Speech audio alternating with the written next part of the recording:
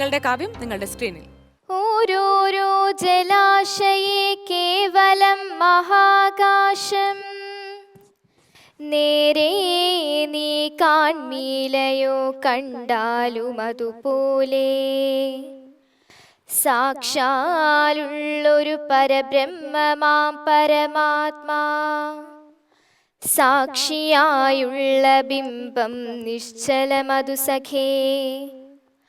തത്വമസ്യാദിമഹാ വാക്യാർത്ഥം കൊണ്ട് മമ തത്വത്തെ അറിഞ്ഞിടാമാചാര്യകാരുണ്യത്താ. മമ തത്വത്തെ അറിഞ്ഞിടാം ആചാര്യകാരുണ്യത്താ.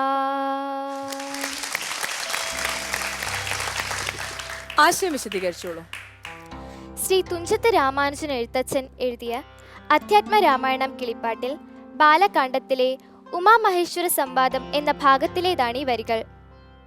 ഉമാമഹേശ്വര സംവാദത്തിൽ ശ്രീരാമന്റെ നിർദ്ദേശത്താൽ സീതാദേവി ഭക്തോത്തമനായ ഹനുമാന് ബ്രഹ്മജ്ഞാന തത്വം ഉപദേശിക്കുന്നതാണ് സന്ദർഭം. സീതാദേവി ഹനുമാനോട് പറയുന്നു, ജീവാത്മാവ് എന്നത് പരമാത്മാവിന്റെ പ്രതിബിംബം തന്നെയാണ്.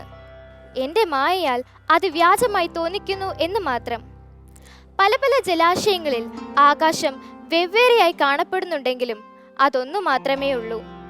അതുപോലെ പ്രപഞ്ചത്തിലെ ഓരോന്നും വെവ്വേറെയായി കാണപ്പെടുന്നുണ്ടെങ്കിലും അതിലെല്ലാം അടങ്ങിയിരിക്കുന്നത് ഒരേ ഒരു പരമാത്മ ചൈതന്യം മാത്രമാണ്.